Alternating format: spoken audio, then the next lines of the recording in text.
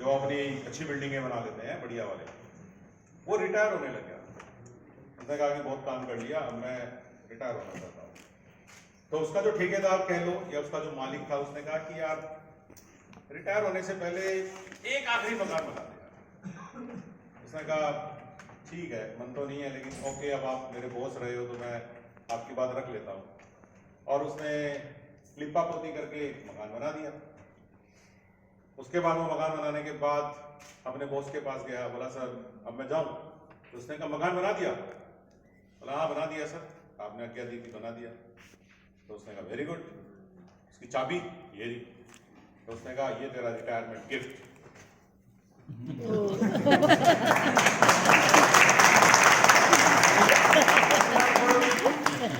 आप समझ गए क्या? मकान ही बनाया। ज्यादा बात को कम बात में समझाना अच्छा रहता है, क्योंकि घुमा फिरा के क्या बोलना, सीधी बात समझानी है। तो हम सब उस आदमी की स्थिति में है, बस फर्क ये है कि वो रिटायर हो रहा था और हम सब रिटायर जैसे ही हैं, है कि नहीं है? अरे यार, आपके आसपास आप हर रोज एक बार ये महसूस करते हो कि नहीं? बुरा मत मानना यार। आप जब किसी डी ऑफिस में जाते हो, बी ऑफिस में जाते हो, पीओ साहब के पास सूचना देने चले जाते हो, या कोई छोटी मोटी ट्रेनिंग में चले जाते हो, हमारी तो चलो बड़ी वाली है, और आप वहां जाते हो, लोगों की बातें सुनते हो, चाय पीते हुए सुनते हो, लंच खाते हुए सुनते हो, बस में साथ ट्रेवल करते हुए सुनते हो, तो आपको नहीं लगता कि आप किसी लाश के साथ बैठे हो? ईमानदारी से बताना। देखो यार, ऐसा है कि कई लोग सोचते हैं कि मैं घुमा फिरा के बात करूं। मेरी सबसे अच्छी बात ये है कि मैं घुमा फिरा के बात करता ही नहीं। मैंने ये सोचा है कि अगर मैं इस रोल में भी घुमा फिरा के बात करूंगा तो कौन सा उतार लेके मैं सीधी बात करनी शुरू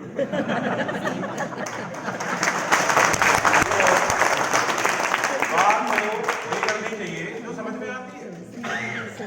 और ट्रेनिंग में आने के बाद तो और भाई जरूरी हो जाता है। अगर मैं ही तुम्हें कंफ्यूज कर दूंगा तो तुम नीचे जाके क्या हाल बचाओगे? तो स्पष्ट होना चाहिए। तो मैं आप लोगों को ये कहना चाहता हूं कि हम बहुत सारी लाशों से घिरे हुए हैं, आपको पहचानना पड़ता है, बस बदबू नहीं आ रही है उस लाश में से। वैसे लाश में से क्या आती है? बदबू आती है, पता लगा डेड बॉडी। लेकिन हमारे यहाँ की डेड बॉडियों में से बदबू नहीं आती, वो बात भी करती हैं।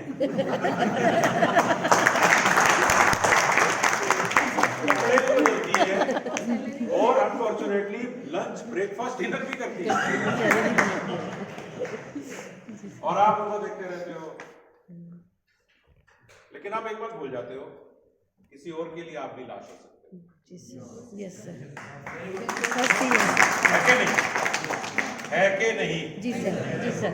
तो हस्ती तो ऐसी होनी चाहिए कि अगर लाश पहचान नहीं आती है तो ये भी पहचान होनी चाहिए कि तुम तो लाश नहीं बन गए हो, तुम तो जिंदा। तो जो लोग मेरे जोक पे हंसे हैं, अब वो लाइन नंबर 2 सुन के थोड़े फेड हो गए चेहरे। नहीं, अपने लिए बोलो, सबके लिए बोलो। अब उनके दिमाग में पता क्या है, पहले तो मजा आता है जब दूसरे बस मैं लाशों के बीच में हूँ। यार तुम्हारे प्रिंसिपल साहब, तुम्हारे डीओ साहब कैसे हैं? मैं कल प्रिंसिपल्स की ट्रेनिंग ले रहा था सीमेंट में, तो प्रिंसिपल बैठे थे मेरे सामने। मैंने कहा यार आप डी ऑफिस में जाते हो, आप सीबी ऑफिस में जाते हो, कैसा महसूस होता है?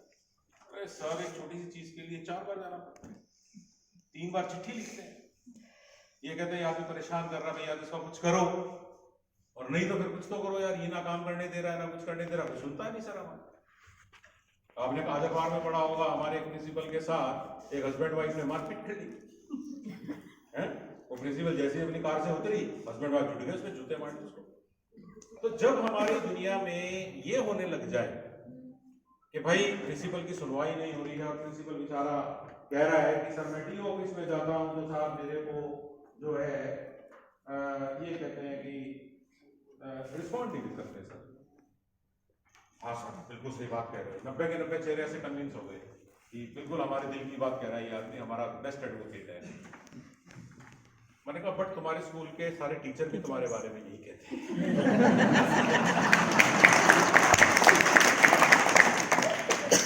तो आप समझ गए ना, ये लाशों का खेल, आप समझ गए?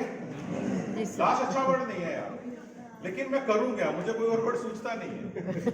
जब मैं ये देखता हूं एक अच्छा खासा पढ़ा लिखा ग्रेजुएट बीएड किया हुआ 23-24 साल का आदमी तैयारी करता है, कोचिंग करता है, किसी की शादी हो रखी होती है, कोई कुंवारा होता है, कोई बच्चों को पालते पालते तैयारी करता है, उसकी तरफ मायका ही नहीं ससुराल भी देख रहा होता है हमारे जीजा जी क्या बनेंगे और फिर वो सेलेक्ट हो जाता है 24-26 की उम्र में। बच्चे भी उम्मीद करते हैं कि हमारे पिताजी अब मतलब उन बच्चों को नहीं पता होता 3-4 साल के होते हैं, बट आप एक मुकाम हासिल कर लेते हैं, 3rd grade teacher, 2nd grade teacher, 1st grade lecturer, whatever, और जैसे ही वो हमारी सरकारी इमारत में प्रवेश करता है कौन सा वास्तु दोष है? सही बात। बोलो भाई, सही है कि नहीं? मान लो 100 कौन सा वास्तु दोष है हमारी स्कूल की बिल्डिंग में कि वो 24, 26, 28, 30 साल का व्यक्ति ये डिसाइड करता है कि मैं अगले 30 साल काम कैसे नहीं करूं। हाँ बिल्कुल सही। और वो एक ऐसे आदमी को अपना आदर्श बना लेता है धीरे धीरे। जो कुछ नहीं काम नहीं करता। अरे आप मौला जी को जानते हो क्या? नहीं? अरे यार वो कभी नहीं आती और कभी नहीं पकड़े गए। साहब मैं तो ऐसे आदमी को जानता हूँ, वो गर्व से ये कहता है साहब आपा ने नहीं पढ़ाया कभी क्लास में जाके। तो क्या करते थे साहब? अपनी एक ही ड्यूटी होती थी, प्रिंसिपल साहब कोई गेस्ट आएगा, अधिकारी आएगा, मैं संभाल लूंगा, पढ़ाने के लिए मत बोलना मेरे को। और ऐसे आदमी कहते हैं सर मैं तो पूरा 60 साल का रिटायर हो गया, मैं तो नहीं गया क्लास में कभी नहीं। और ऐसे लोगों के किस्से सुनाए जाते हैं। हम बचपन से किस्से सुनते सुनते बड़े हुए, कहानी सुन के बड़े हुए, तो बस एक ही फर्क मुझे नजर आता है कि जब हम 80s 90s में किस्से सुनते थे तो हम ऐसे लोगों के किस्से सुनते थे जो आदर्श होते थे, हीरो होते थे। सही बात। और आज हम किनके किस्से गाते हैं? और मैं तो कई लोगों को एडवाइस भी दिया करता हूं, मैंने कहा इसकी फोटो लगा लो घर में आप, क्योंकि आपका आदर्श है। नहीं सर आदर्श तो नहीं है। मैंने कहा नहीं आदर्श है, क्योंकि आप इस आदमी से इतनी ईर्ष्या कर रहे हो। देखो क्या होता है, जिस आदमी के जैसा हम बनना चाहते हैं ना, हम उसकी इज्जत भी करते हैं और मन में हल्की सी ईर्ष्या भी होती है कि मैं इसके जैसा होता कि नहीं। आप अमिताभ बच्चन को शाहरुख खान से प्यार कर सकते हैं, लेकिन ईर्ष्या भी होती है यार इनको कितना कुछ मिलता है, कितने पॉपुलर है, जहां जाते हैं लोग चिपट जाते हैं। ये तो आदमी के ये तो होते ही है। रिस्पेक्ट के साथ थोड़ी ईर्ष्या मानव स्वभाव है, लेकिन यहां पर हम देखो कैसे आदमी के साथ रिस्पेक्ट भी कर रहे हैं, ईर्ष्या भी कर रहे हैं, मोहन लाल जी तो बच जाते हैं, हम नहीं बच पाते। मैं सिर्फ कहना ये चाहता हूं कि मुझे ये तलाश करना है, 8 महीने से मेरी तलाश जारी है कि आखिर में इस विभाग की मेन प्रॉब्लम कहां छुपी है। और मैं उस फंडामेंटल प्रॉब्लम पे काम करना चाहता हूं। आपने देखा होगा कि मैं मेकअप टाइप के कॉस्मेटिक काम करने में विश्वास नहीं करता। आप समझ रहे हैं? किसी चीज को इंप्रूव करके दिखाने के दुनिया में 2 तरीके होते हैं। आप किसी आदमी को किसी के सामने अगर प्रेजेंट करना चाहते हैं तो एक इमीडिएट तरीका तो ये है मेकअप थोप दो, साहब कितना सुंदर व्यक्ति है, कितनी सुंदर लेडी है। लेकिन मैं सोचता हूं कि बीमार व्यक्ति को टॉनिक और दवाई देके पहले ठीक करना चाहिए, क्योंकि स्वस्थ व्यक्ति ऑटोमेटिक सुंदर दिखता है कि नहीं? सही बात। एक बीमार व्यक्ति मेकअप से कितना सुंदर दिख जाएगा? नहीं दिख सकता ना। तो हमें भी हमारे सिस्टम की उस बीमारी का पता लगा के सबको उसका टॉनिक और दवाई करनी चाहिए, ताकि हमारा शिक्षा का जो सिस्टम है वो क्या हो जाए, स्वस्थ हो जाए। और आपकी जो आज ये ट्रेनिंग है, ये उसी एक दवाई, एक डोज की तरफ जाने का एक कोशिश है। अब कोई कहते शिक्षा विभाग सुधरता है क्या सर? इतने लोग हैं सर, 65,000 स्कूल है सर, कहाँ माथा खपाई कर रहे हो? 4,78,000 लोग हैं सर, 4 लाख तो टीचर ही है सर, ये संघ वो ये कर देगा, वो कर देगा, घर बैठ जाए सर आराम से, 10 से 6 की जॉब बढ़िया से कर लो, क्या दिक्कत? मतलब ये तो है ही भाई। आपके सामने तो इतने चैलेंजेस हैं भी नहीं कि कोर्ट में जवाब पेश करना है, सुप्रीम कोर्ट में SLP लगानी है, वो कह रहा है कि मैं ये ऐसे। अब आपके 2 ग्रुप बन जाते हैं, एक्स्ट्रा सब्जेक्ट होना चाहिए, एक्स्ट्रा सब्जेक्ट नहीं होना चाहिए, तो हमने तो कुछ नहीं कहा। हमने तो कुछ नहीं कहा। क्यों नहीं अलाउड होना चाहिए सर? बिल्कुल सही बात है, सही बात कह रहे हैं, तो बिल्कुल होना चाहिए। आखिर में फिर पढ़ाया क्यों तेरे को? सर इनको अलाउड करोगे तो फिर पागल है सारे। हाँ यार तुम्हारी बात भी ठीक है, आप मेरी बात समझ रहे हैं कि नहीं? जी सर। हम तो तुम्हारे झगड़े में परफॉर्मा पार्टी हैं। तुम केस लगाते हो, हमारा नाम सेक्रेटरी है, तुम क्वेश्चन बताओ सर क्या कर दिया मैंने। ये कह रहे हैं कि थर्ड सब्जेक्ट अलाउड करो, बिल्कुल सही है सर। वो भी हमारे को पार्टी बनाता है, वो भी पार्टी बनाता है, हम दोनों के लिए पार्टी बन जाते हैं। फिर हम उसके सीसा में देखते रहते हैं, उसका ऊपर इसका नीचे, इसका ऊपर इसका नीचे, और फिर कुछ हमारे चक्कर काटते हैं, सर ये प्रॉब्लम कब सॉल्व करोगे। मैंने कहा मैंने प्रॉब्लम क्रिएट कब करी है। जब चेन बोर्ड में वो रिव्यू के लिए बोल दिया, तो भाई चेन बोर्ड मेरे अंडर थोड़ी है, डीओपी के अंडर है। नहीं सर आदमी तो आपके यहाँ आएंगे। तो मैंने कहा यार जब मेरे घर में नल आएगा, मैं उस नल के अंदर आने वाले पानी को ठीक कर सकता हूँ, नहर में जाके थोड़ी ठीक करूंगा। आप समझ गए मेरी बात। तो हम लोग क्या है कि बेसिकली प्रॉब्लम के सोर्स को समझना नहीं चाहते।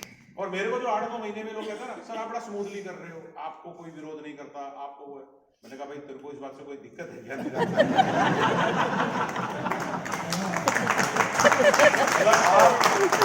आप हमेशा ये चाहते हैं कि सेक्रेटरी के तो खिलाफ ही रहने चाहिए और डायरेक्टर के तो खिलाफ ही रहने चाहिए। सारे नियम है क्या भाई? जब मुझे मेरा काम पता है कि मेरा काम एक्स है, तो मेरे काम को मैं सही तरीके से करूंगा, तो दिक्कत वाली बात क्या है? विरोधाभास वाली चीजें मैं क्यों करूं? मुझे पहले से पता है कि ये चीज पॉसिबल है, ये चीज पॉसिबल नहीं है। भगवान ने मेरे को इस फिल्टर के साथ पैदा किया है, ये शब्द बोलना है, ये शब्द नहीं बोलना है। अब ये फिल्टर आदमी वक्त के साथ सीखता है, हम शिक्षा के ठीक ठाक हो गए हैं। तो मैं आप लोगों को ये कहना चाहता हूं कि हमें हर प्रॉब्लम के सोर्स को ढूंढना पड़ेगा। और आज अगर राजस्थान के शिक्षा विभाग को कोई प्रॉब्लम ग्रसित कर रही है, तो वो ये कर रही है कि जो ये 3.5 लाख से ज्यादा टीचर्स हैं, लाइब्रेरियंस हैं, लैब असिस्टेंट हैं, क्या ये सवेरे 10 से लेके 4 के बीच में जो एक दायरा है इनके समय का, और एक बिल्डिंग के अंदर इनका जो भी काम है कि इसको विज्ञान पढ़ानी है, और इसको 5वीं क्लास को सारे सब्जेक्ट पढ़ाने हैं, और इसको 6ठी क्लास को मैथ पढ़ाना है, हम सारे वो काम ईमानदारी से कर रहे हैं कि नहीं कर रहे हैं? और नंबर 2, अगर नहीं कर रहे हैं तो प्रिंसिपल साहब को ऐतराज है क्या? और नंबर 3, अगर उसको भी काम करने में मजा नहीं है, प्रिंसिपल साहब भी ध्यान नहीं रखते हैं, तो क्या बीओडीओ सिस्टम परफेक्ट है क्या? अगर इन तीनों के जवाब में आ जाएगा हाँ हाँ हाँ, तो आपको उससे ऊपर के लेवल पे किसी को लगाने की जरूरत ही नहीं है। लेकिन अनफॉर्चुनेटली प्रॉब्लम क्या है, हमारे यहाँ सिस्टम ये बन गया है कि जर्नल रूल ये है जितना बन पड़े उतना कर लो, और हर आदमी को ये पता है कि इतना करना काफी है, लेकिन उतना करना देश के लिए काफी नहीं है। मेरे घर के पीछे एक सर्वेंट क्वार्टर में एक बंगाल की लेडी रहती है जो मेरे घर में काम करती है।